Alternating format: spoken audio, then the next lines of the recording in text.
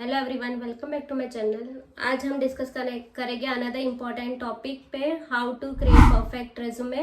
सो topic start करने से पहले, डिस्कशन स्टार्ट करने से पहले देख लेते हैं कि एक हायरिंग प्रोसेस होती कैसे। तो as soon as you apply for a job, recruiters it goes to ATS software in some of the MNC।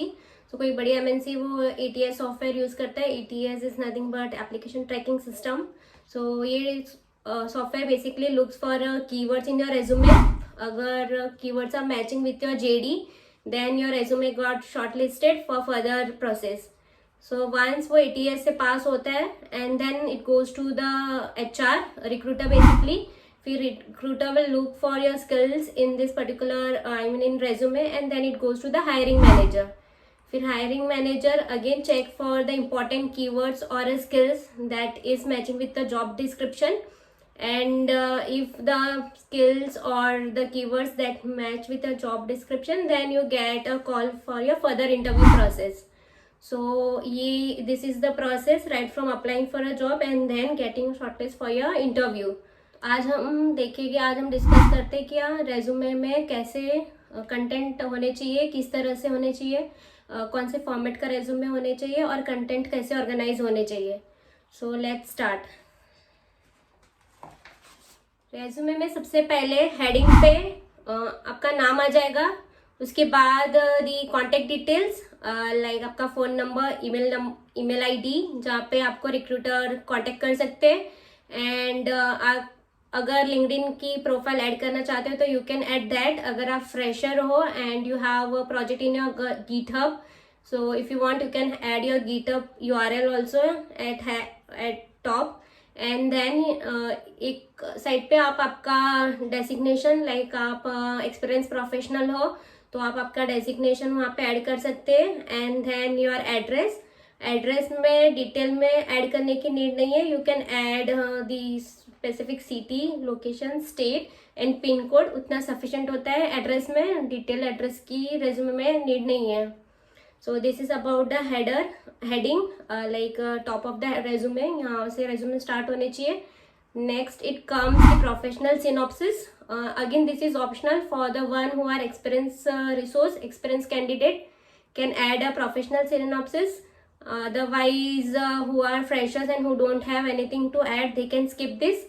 Now professional synopsis इस सेक्शन में आप आपकी टाइटल या प्रोफेशनल आइडेंटिटी ऐड कर सकते हैं। लाइक आपके पास फॉर एग्जांपल सीनियर डेवलपर और डेवलपर का एक्सपीरियंस है तो आप वो स्पेसिफाई कर सकते हैं। कितने टाइम से आप उस रोल में हैं वो ऐड कर सकते हैं। Like working as a senior developer for 2 years, ऐसे आप ऐड कर सकते हैं टाइटल या प्रोफेशनल आइडेंटिटी।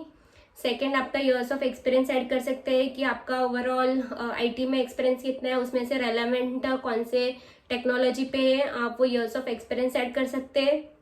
एंड देन आपकी कोई की स्किल्स है या कोई कंपिटेंसी है, आप उसको हाईलाइट करना चाहते हो यहाँ पे, तो वो आप यहाँ पे ऐड कर सकते हैं। एंड अदर इम्पॉर्टेंट थिंग आप यहाँ पे ऐड करना है वो है domain knowledge. Like most of the company looks की कोई for example service based company है या कंसल्टेंसी बेस्ड कंपनी है तो वो चेक करेगी कि आपके पास स्पेसिफिक डोमेन नॉलेज है या नहीं है। फॉर एग्जांपल आपके पास टेलीकॉम डोमेन का नॉलेज है या नहीं है, या एविएशन इंडस्ट्री का नॉलेज है या नहीं है, एनर्जी सेक्टर का है या नहीं है, फाइनेंस का है या नहीं है। तो डोमेन नॉलेज ऐड करना ज़रूरी है बिकॉज कभी कभी ऐसे होता है कि क्लाइंट की रिक्वायरमेंट होती है कि they are looking for someone who already have the finance experience for example. So you can add this domain knowledge in a professional synopsis. उसके बाद after this section it comes a skill set. तो यहाँ पे you can add your soft skills. For example if you are from a Java background तो आप वहाँ पे आपके जावा के स्किल्स ऐड कर सकते हैं। सेल्सफोर्स बैकग्राउंड से तो आप वहाँ पे लाइक अपेक्स, सॉकल, ये सारे स्किल्स ऐड कर सकते हो। एंड देन फ्रंट एंड में आप अगर HTML, jQuery, JS जो भी यूज़ कर रहे हो आप वो स्किल्स में ऐड कर सकते हो। फिर स्किल सेट में आप टूल्स ऐड कर सकते हो। लाइक आपने कभी जीरा यूज़ किया है क्या, कोई डेटाबेस यूज़ किया है क्या, ID as a editor tool use किया है क्या नहीं है, आप वो टूल्स में ऐड कर सकते हैं। तो ये हो जाता है। उसके बाद skill set and then comes a work experience. अगर आप एक्सपीरियंस प्रोफेशनल हो या फिर आपके पास कुछ ऐड करने के लिए है तो ये बहुत this is an important part because for example when I go through the resumes, so मैं हमेशा चेक करती हूँ कि I always look for that particular section जहाँ पे कैंडिडेट ने बहुत इजीली समराइज करके लिखा हुआ है कि उनका कौन से कंपनी में कितने साल का एक्सपीरियंस है. This help us to understand कि उन्होंने जर्नी कब से स्टार्ट की थी एंड अब तक कितने साल का एक्सपीरियंस है और कौन सी कंपनी में उन लोग ने कितने साल काम किया हुआ है. तो adding a work experience in a bullet points, कौन सी कंपनी में कितना काम किया है इज एन इम्पॉर्टेंट पार्ट. ये जो हायर कर रहे हैं या रिक्रूटर हायरिंग मैनेजर रेज्यूमे को गो थ्रू कर रहे हैं तो उनके लिए बहुत इजी हो जाता है टू समराइज द इंफॉर्मेशन कि इनका टोटल या रेलेवेंट एक्सपीरियंस कितना है. तो ये वर्क एक्सपीरियंस हो जाता है. एंड देन उसके बाद एक सेक्शन आप बना सकते हो जहाँ पे आपके सर्टिफिकेशन ऐड कर सकते हो. सो फॉर एग्जांपल आप AWS से हो तो आपका कोई AWS का सर्टिफिकेशन है तो वो ऐड कर सकते हो. अगर आप सेल्सफोर्स टेक्नोलॉजी से बिलोंग करते हो तो सेल्सफोर्स के बहुत सारे सर्टिफिकेशन आते हैं लाइक प्लेटफॉर्म डेवलपर 1, आर्किटेक्ट के, डेवलपर 2, एडमिन के, तो आप उस टाइप के सर्टिफिकेशन ऐड कर सकते हैं. And then it comes experience synopsis.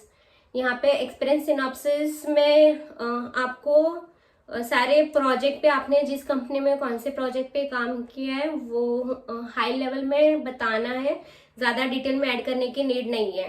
सो उसका फॉर्मेट ऐसे रहेगा कि start with your company name and then like for example you worked in this company, तो वहाँ पे कंपनी नेम बता दो. उसके बाद वहाँ पे आपने आपका रोल क्या था वो बता दो, आपके अचीवमेंट्स क्या थे वो फिगर में बता देना कि आपने फॉर एग्जांपल आपने टारगेट मीट्स किया तो आपका एफिशिएंसी इतने परसेंटेज हुई, तो आप ऐसे उसको परसेंटेज या नंबर में बता सकते हो. एंड देन उसके बाद उस पर्टिकुलर कंपनी में आपने कितने प्रोजेक्ट हैंडल किए हैं, तो उस प्रोजेक्ट की ज़्यादा डिटेल नहीं बट हाई लेवल आप डिटेल बता सकते हो. तो फॉर एग्जांपल प्रोजेक्ट हैंडल में आपको टाइटल बताना है. टाइटल में सिंपल सा टाइटल ऐड कर सकते हो like 1 liner. So example like customer service management का कोई प्रोजेक्ट है फॉर एविएशन इंडस्ट्री तो आप वो ऐड कर सकते हो. उसके बाद आपको क्लाइंट और टीम साइज बताना है. तो क्लाइंट का नेम मोस्टली मैं सजेस्ट करूँगी कि मत हाईलाइट करो क्योंकि कोई कोई क्लाइंट कॉन्फिडेंशियल होते हैं. So no need to write your client name. But हाँ, टीम साइज आप बता सकते हो कि आपकी टीम साइज कितने टीम कौन सी कितने टाइम मेंबर की टीम थी.